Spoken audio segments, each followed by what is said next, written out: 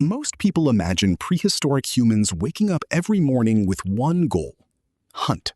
It makes for exciting movies, but the evidence paints a much more interesting picture. Imagine living in a world with no schools to attend, no clocks to tell the time, no smartphones to keep you distracted, and no supermarkets where you could simply buy food. And interestingly, they also have 24 hours a day if they have no jobs, no schools, and all.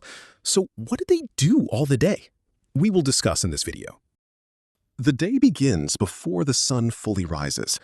The fire from last night is still glowing beneath a layer of ash. Someone carefully blows on the embers, feeding them dry grass and small twigs until flames return. Starting a fire from scratch could take time and effort, so keeping one alive was incredibly valuable. There are no beds, no bedrooms.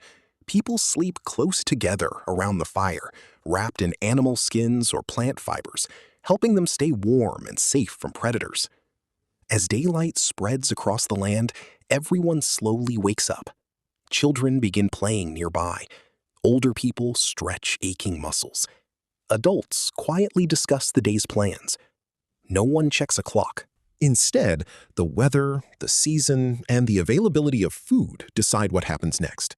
Unlike modern jobs, ancient humans didn't go to work. Their work was staying alive. If the group needed meat, experienced hunters gathered their spears, stone points, or throwing sticks. They searched for fresh animal tracks in mud, broken branches, droppings, or footprints. Sometimes they walked for hours before finding anything. A hunt could last the entire day and still end with nothing. Meanwhile, others searched for edible plants. They collected berries, roots, nuts, mushrooms, fruits, seeds, and wild honey whenever they were available. Finding food wasn't random. It required years of knowledge. People remembered which plants were safe, which were poisonous, where water could be found, and how the seasons changed the landscape. This knowledge often meant the difference between life and death. By midday, the sun is high. If food has been found, people stop to rest. Water is collected from streams or rivers. Simple stone tools are repaired. Spears are sharpened. Animal hides may be scraped clean using stone blades. Some people weave baskets from grasses or make cord from plant fibers. Children don't attend school. Instead, they learn by watching. They imitate adults, practice throwing small sticks, identify animal tracks, and slowly absorb the skills they'll need for survival. Learning happens every single day, just not inside a classroom. If hunters are successful, carrying the animal home becomes another challenge. Large animals often couldn't be dragged whole. Instead, they were butchered where they fell. The meat, fat, bones, and hide were divided into manageable pieces before being carried back to camp. Nothing was wasted. Bones became tools. Sinew became thread.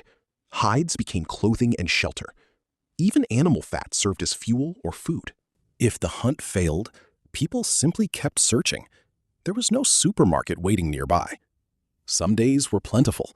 Others were painfully hungry. Ancient life was unpredictable. As the sun begins to disappear, everyone returns to camp. The fire grows brighter. Food is roasted over open flames. Plants are shared. Meat is divided among the group. In many hunter-gatherer societies, sharing food helped everyone survive.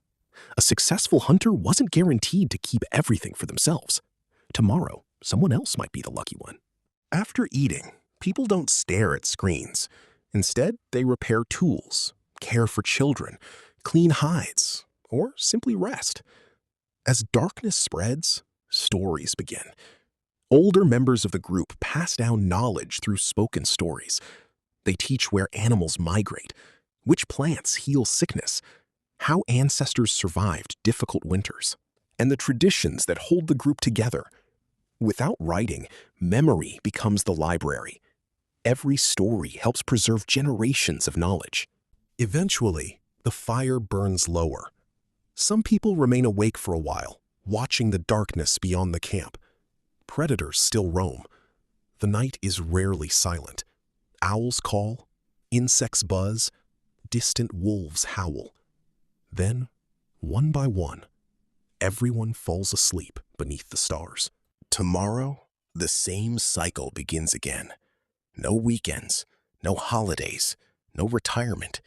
Just another day spent finding food, protecting family, sharing knowledge, and surviving. Yet despite the constant challenges, these ancient humans accomplished something extraordinary. They adapted to deserts, crossed frozen landscapes, sailed across open water, and eventually spread to nearly every corner of the earth.